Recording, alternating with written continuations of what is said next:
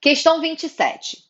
Uma enzima foi retirada de um dos órgãos do sistema digestório de um cachorro e, após ser purificada, foi diluída em solução fisiológica e distribuída em 3 tubos de ensaio com os seguintes conteúdos: tubo 1, carne; tubo 2, macarrão; tubo 3, banha. Carne, basicamente, é proteína; macarrão, basicamente, carboidrato; e a banha, gordura, né, lipídio. Em todos os tubos foi adicionado ácido clorídrico e o pH da solução baixou para um valor próximo a 2. Aí, nesse caso, o ácido clorídrico torna esse meio ácido e o ácido clorídrico é essencial para que a gente observe a digestão de proteínas. A gente tem aí, nesse caso, o ácido clorídrico sendo produzido na nossa região estomacal. No estômago, a gente tem o suco gástrico que contém o ácido clorídrico, que vai ser aí, nesse caso, importante para garantir a digestão de substâncias proteicas. Aí ele colocou: além disso, os tubos foram mantidos por 2 horas a uma temperatura de 37 graus Celsius. O experimento, ele vai aí, nesse caso, imitar a condição humana, né? Então, 37 graus Celsius está ok, porque essa temperatura é ideal para as enzimas que atuam no nosso organismo para digestão de nutrientes, de digestão de alimentos. De qual órgão do cachorro a enzima foi retirada?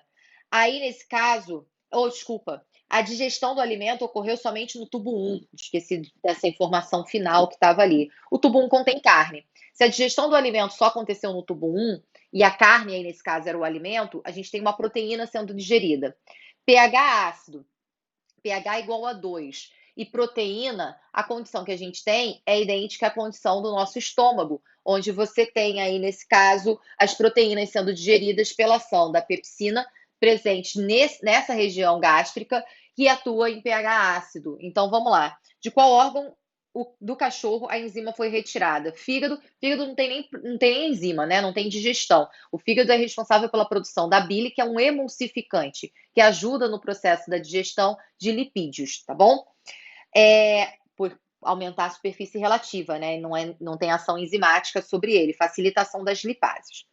Pâncreas. O pâncreas é uma glândula anexa, assim como o fígado, e a gente tem aí, nesse caso, a função do pâncreas ser a de produção do suco pancreático, que contém inúmeras enzimas.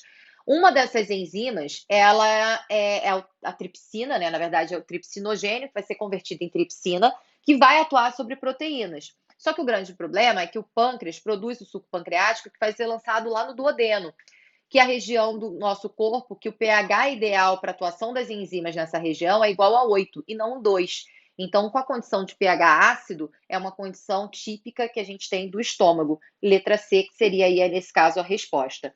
A vesícula biliar, ela armazena a bile produzida pelo fígado, então não tem nada a ver com digestão de proteínas, né? E nem é uma substância enzimática a bile.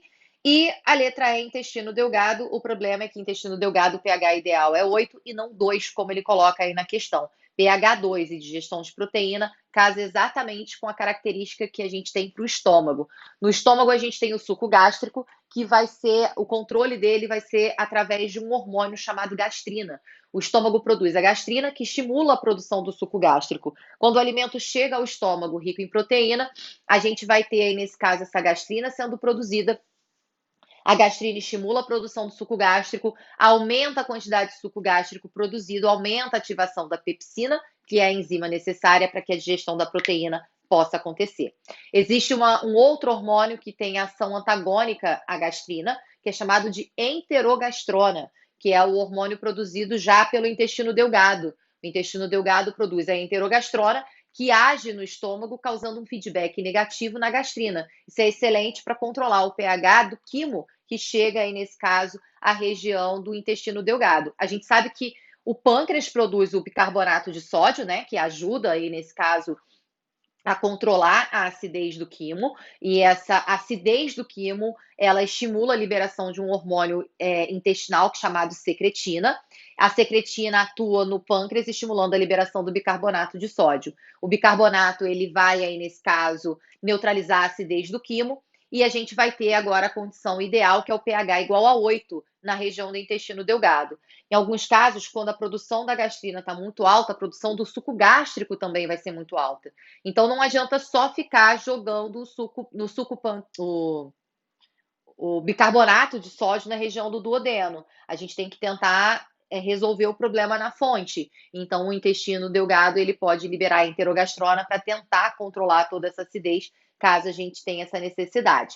Então, aí nesse caso, o único que realmente encaixaria com a condição de pH igual a 2 e digestão de proteína seria o estômago, onde a gente tem a digestão da proteína em pH ácido sob a ação de pepsinas, que são aí nesse caso proteases específicas do nosso estômago.